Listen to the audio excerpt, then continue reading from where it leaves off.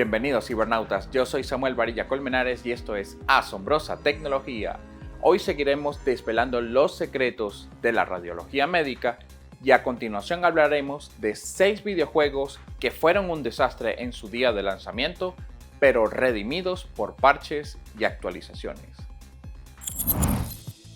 Anteriormente, el físico médico Omar Arias nos explicó cómo funcionan los rayos X, la tomografía y la mamografía. Hoy nos hablará sobre la resonancia magnética y el ultrasonido. Bienvenido de nuevo, Omar. Hola amigos de Asombrosa Tecnología, vamos a seguir con más de todo lo que tiene que ver con la imagenología médica.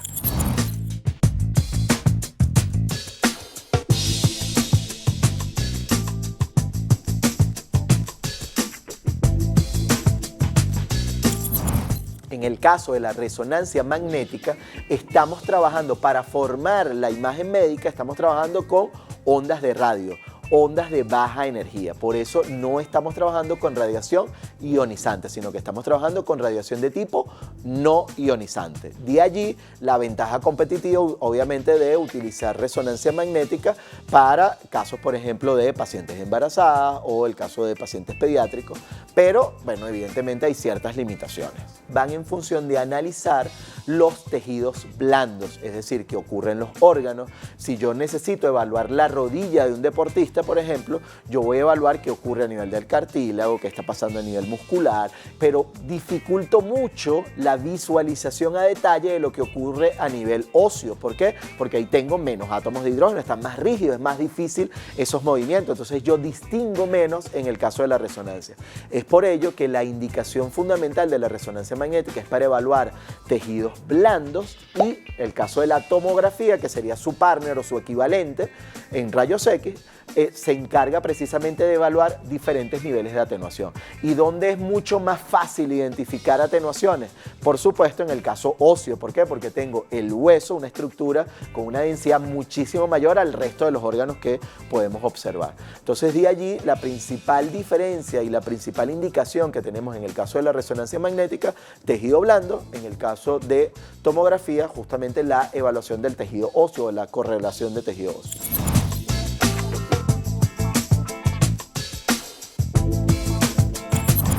La primera prohibición que existe es que no debo ingresar con elementos metálicos.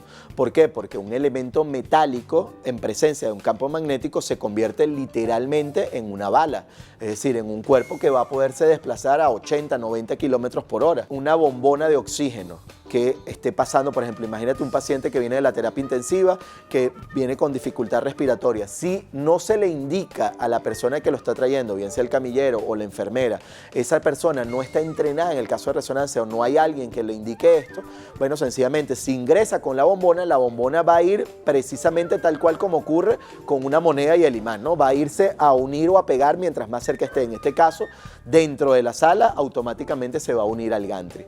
¿Qué ocurre si hay un paciente dentro? Y lo hemos visto en accidentes incluso en países desarrollados, es decir, han habido accidentes desde Argentina hasta Estados Unidos, pasando por Inglaterra, Australia, cualquier país que usted quiera ver, han habido accidentes de este estilo porque muchas ocasiones no se tienen este tipo de precauciones. Y no solamente ocurre con una bombona de oxígeno, ocurre con una silla de ruedas, ocurre por ejemplo con una camilla. Si uno acerca una camilla metálica, evidentemente va a ocurrir lo mismo, pero también si yo como paciente, por ejemplo, tengo una cadena metálica y esa obviamente puede ser atraída por el imán, también puede generar asfixia, por ejemplo, en el paciente. Una moneda que yo tenga en el bolsillo o un cinturón, todos estos son elementos que evidentemente son prohibitivos, no puedo ingresar a la sala por ello. La mejor opción o la opción, digamos, más estandarizada a nivel mundial es que primero se le indica al paciente que vaya con ropa cómoda y segundo, si no es así, se le coloca una bata, una batica de esas azules que estamos acostumbrados a ver en el ámbito médico y de esa manera estoy seguro que no tiene nada, pero pudiera también todavía tener un piercing o pudiera tener tatuajes con elementos con plomo, por ejemplo, los tatuajes más antiguos. Y estos obviamente van también a verse atraídos por el campo magnético. Entonces, por esta razón, la entrevista previa al paciente indica explicarle los riesgos que hay ante la realización de un examen como este. No son riesgos de daño debido a radiaciones ionizantes, pero todas estas aristas van de la mano de proteger a nuestros pacientes de manera adecuada.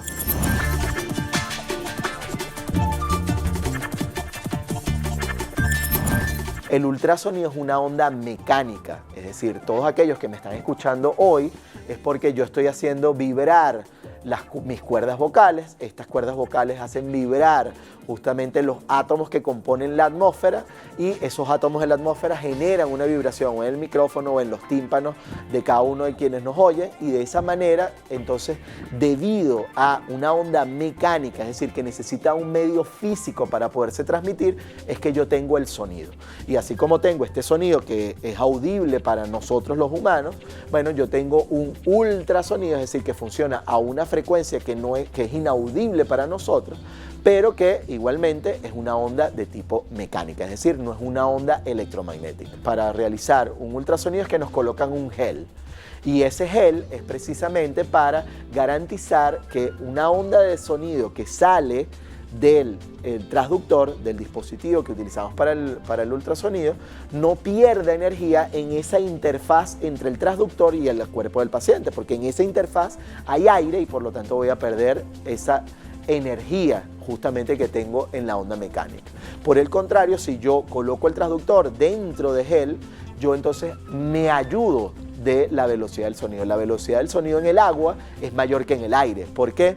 Porque esa transmisión, esa vibración que yo les estoy comentando, que tiene que ver con poner a vibrar mis cuerdas vocales, por ejemplo, y que los átomos de hidrógeno, los átomos de la atmósfera, pasen esa información hasta que llegue a la membrana del tímpano, evidentemente en el agua las moléculas están más juntas y por lo tanto ese pase de información es más rápido.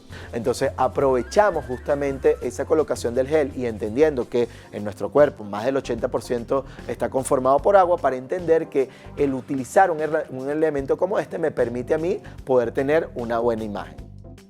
Punto relevante en el caso del ultrasonido es que además también nuevamente ha sido ganador de un premio Nobel. Creo que la imagenología médica es uno de donde más cantidad de premios Nobel ha recibido, y es porque definitivamente han sido puntos de inflexión importantes en el diagnóstico de los pacientes. Fíjense cómo a lo largo de toda la trayectoria de imagenología entonces tenemos diferentes formas de ver el cuerpo humano y cada una de ellas tiene que ver con principios físicos de cómo es la comprensión y, por supuesto, ante una falla en un órgano o una lesión en un órgano, cómo esa falla o esa lesión yo la puedo traducir desde el punto de vista físico en una alteración del funcionamiento normal del paciente.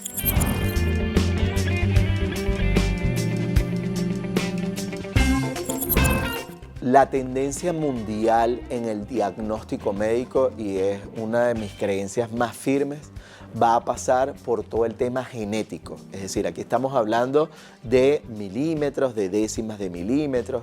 En el ámbito de la imagenología, por supuesto, lo que buscamos son detectores más sensibles, es decir, que me permitan con menos cantidad de radiación poder detectar cosas más pequeñas o con menor energía. Y esa ha sido siempre la tendencia que hemos visto en alza, ¿no? La digitalización de las imágenes, ahorita el advenimiento de la inteligencia artificial, tanto para el procesamiento de las imágenes como para la adquisición o la escogencia adecuada de parámetros técnicos. Eso ya lo vemos en el hoy por hoy. Pero yo voy un poquito más allá, y es que si vamos a una escala aún menor, a esa escala genética, definitivamente sabemos que cualquier alteración que yo voy a ver en el largo plazo la he tenido previamente con un cambio o una mutación a nivel genético. Y es por ello que para mí el futuro de la medicina, tanto en el diagnóstico como en el tratamiento, va a pasar por comprender a fondo lo que ocurre a nivel genético, por hacer lo que conocemos como ingeniería genética.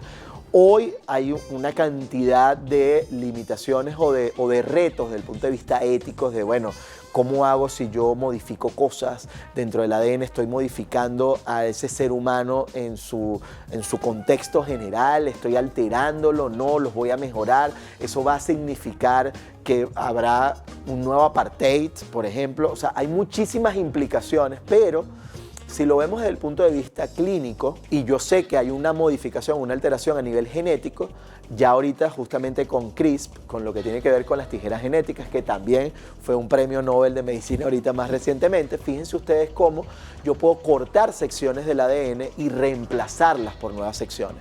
Esto significa, por supuesto, un avance sin precedentes en la medicina del futuro, y yo creo que en el diagnóstico médico vamos a tener, por un lado, sí, vamos a seguir teniendo el acompañamiento en muchas cosas, vamos a tener mayor sensibilidad en los detectores, vamos a tener equipamientos que trabajen con menores intensidades de radiación y que por algoritmos de reconstrucción, por el uso de inteligencia artificial y por toda una cantidad de filtros podamos entonces mejorar esa imagen médica y obtener mejor resolución. Eso sin lugar a dudas va a seguir existiendo, pero sí tengamos muy en cuenta que todo ese tema genético va por buen camino y normalmente eso va a ser parte de ese futuro.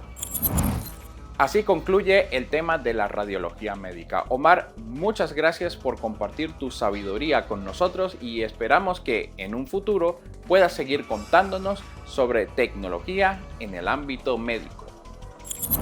Bueno, ante todo, muchísimas gracias por permitirme y tener el honor de formar parte aquí de esta maravillosa experiencia junto al equipo de Vale TV y de este programa Asombrosa Tecnología. Gracias a todos quienes nos acompañaron y espero que sea de su agrado el programa. Los videojuegos nos han enseñado que siempre hay segundas oportunidades. Hoy hablaremos de 6 videojuegos que fueron un completo desastre en su tiempo de lanzamiento, pero que renacieron como el ave fénix gracias a sus parches y actualizaciones.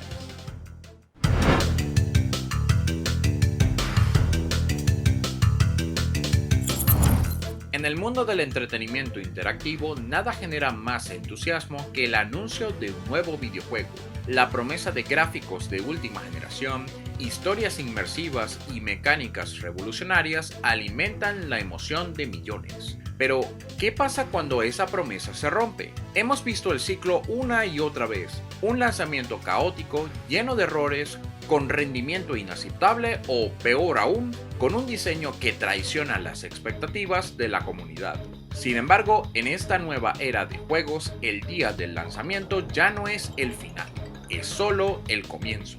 Gracias a los avances tecnológicos y a la internet, muchos de estos juegos han podido sobrevivir con ajustes posteriores por parte de los desarrolladores, o incluso más contenido para limpiar su reputación y mantener la longevidad del título.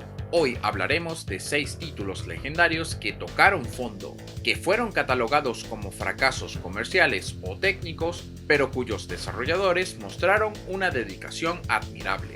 Estos son los juegos que fueron incompletos o mal recibidos inicialmente y que, gracias a parches y actualizaciones masivas, no solo se recuperaron, sino que se convirtieron en experiencias aceptables, notables y, en algunos casos, fenómenos de culto.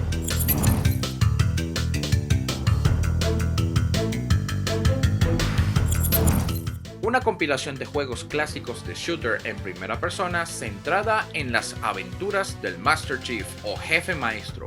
La promesa era simple pero poderosa: revivir la gloria del multijugador de Halo 2 y Halo 3, así como los demás juegos de la saga, todos en un solo paquete y con una infraestructura en línea moderna.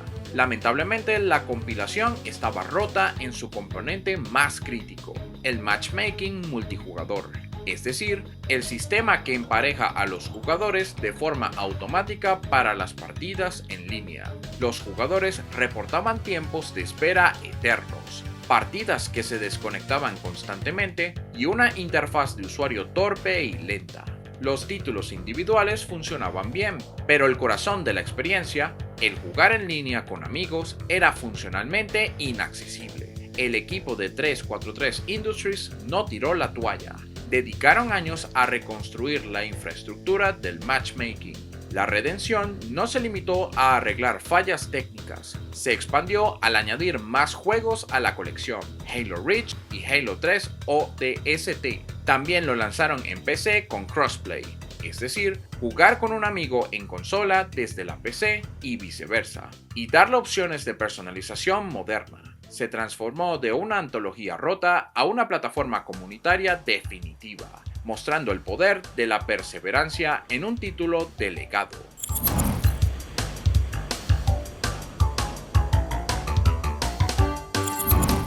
un RPG de acción en primera persona ambientado en la densa y espectacular metrópolis de Night City. La propuesta de CD Projekt Red era ambiciosa.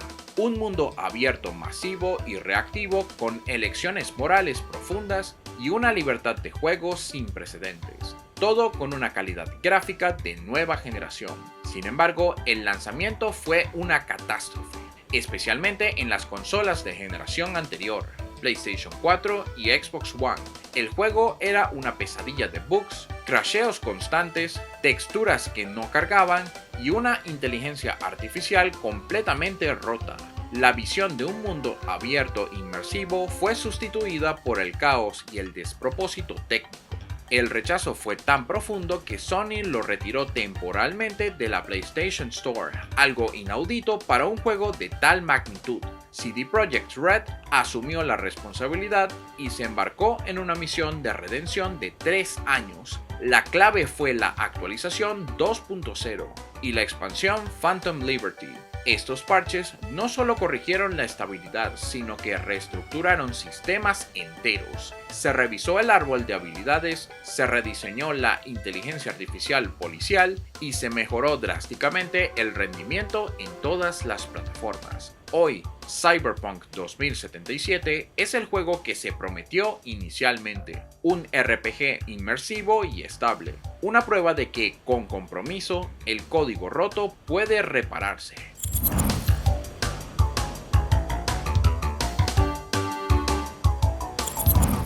Un RPG masivo en línea de fantasía épica, la nueva incursión de la icónica saga Final Fantasy en el género multijugador masivo. La propuesta era continuar el legado de la franquicia con un mundo rico y vasto.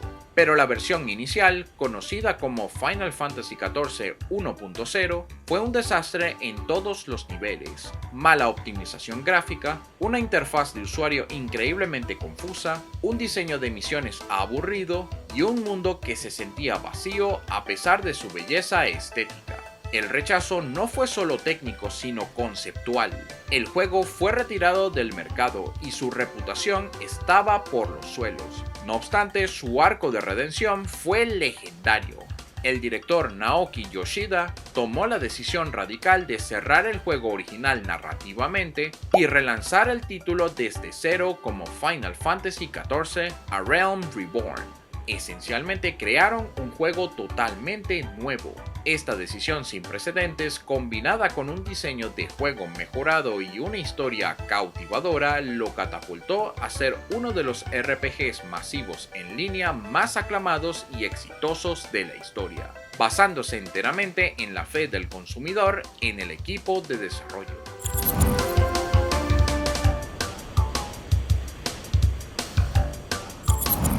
Una ambiciosa epopeya de exploración espacial con un universo de 18 trillones de planetas generados proceduralmente. La propuesta era la exploración infinita, el descubrimiento de vida exótica y la interacción con otros jugadores, prometiendo ser el simulador de ciencia ficción definitivo. Tristemente, las promesas sobrepasaron lo que en verdad podía ofrecer. El lanzamiento fue una de las mayores decepciones de la década. El juego se lanzó como una experiencia solitaria, vacía y repetitiva. Faltaban características claves prometidas como el multijugador real, la construcción de bases, la diversidad biológica y una narrativa significativa. La reacción de la comunidad fue de traición absoluta. Hello Games, liderado por Sean Murray, se puso a trabajar en silencio. En lugar de ofrecer un parche, presentaron una serie constante de expansiones gratuitas. Estas actualizaciones añadieron multijugador completo, construcción de bases complejas, flotas de cargueros gigantes, narrativa profunda, crossplay y una revisión total de la generación planetaria.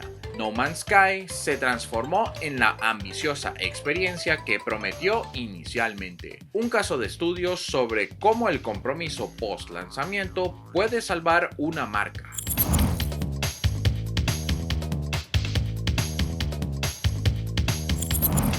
un juego de acción y aventura en el universo de El Señor de los Anillos, famoso por su innovador sistema Némesis, donde los enemigos orcos recuerdan nuestros encuentros y escalan posiciones en el ejército de Sauron. La promesa era una guerra dinámica y personalizada. La jugabilidad principal era excelente, pero la indignación se centró en la monetización intrusiva. El problema residía en las infames cajas de botín o loot boxes, de las que ya hablamos en otras oportunidades, es decir, paquetes digitales que se podían comprar con dinero real y que contenían recompensas aleatorias, como orcos legendarios. Este sistema es profundamente detestado porque fomenta el juego de azar y hace que la progresión se sienta artificialmente lenta y tediosa, especialmente en la sección final del juego, forzando al jugador a pagar para evitar el grindeo. El grindeo es la acción de realizar tareas repetitivas y a menudo monótonas durante largos periodos de tiempo, con el único objetivo de obtener una recompensa necesaria para poder avanzar. Esencialmente, cuando un juego requiere grindeo, significa que nos está obligando a hacer lo mismo una y otra vez de forma intencional. En el caso de Shadow of War, se convirtió en un problema porque el diseño del juego forzaba este tedio. Los jugadores tenían que asaltar la misma fortaleza docenas de veces para conseguir los orcos necesarios, a menos que pagaran por las loot boxes. Esto desvirtuaba el sistema Némesis y convertía el juego en una experiencia de pagar para ganar en su tramo final. El rechazo fue por la codicia percibida del diseño. Afortunadamente, Monolith Productions escuchó el clamor y en 2018 tomaron la valiente decisión de eliminar por completo la tienda y las cajas de botín de pago con dinero real. Esto reequilibró el juego, haciendo que la progresión se sintiera justa y devolviendo la importancia a la mecánica central del juego, que es ganar orcos a través de la habilidad y el esfuerzo. Al retirar el polémico sistema, el juego pudo ser finalmente apreciado por lo que era: una excelente aventura inspirada en el universo de J.R.R. Tolkien.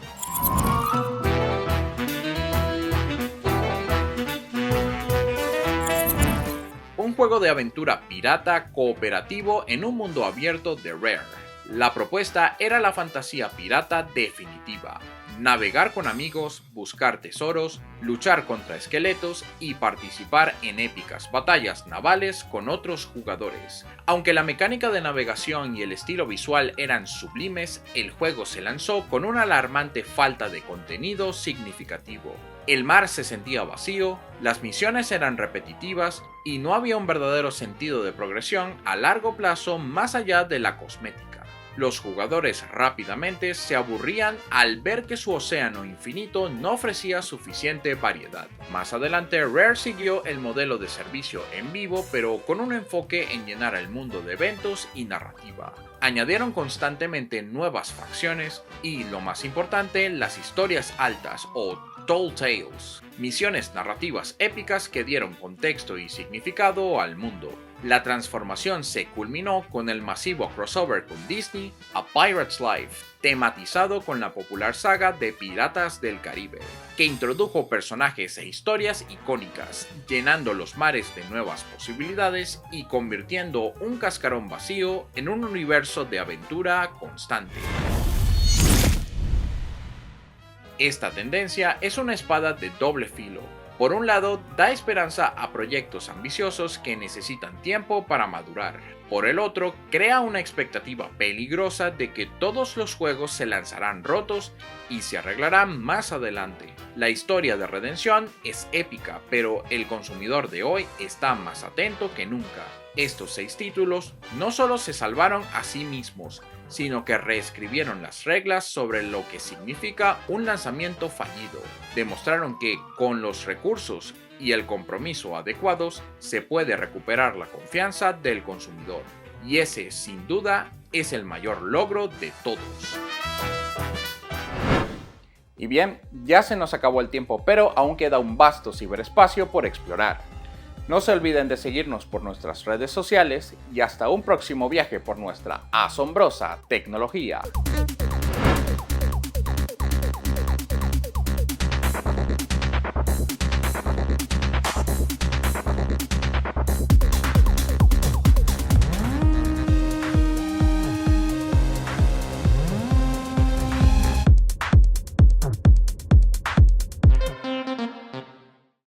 Chao.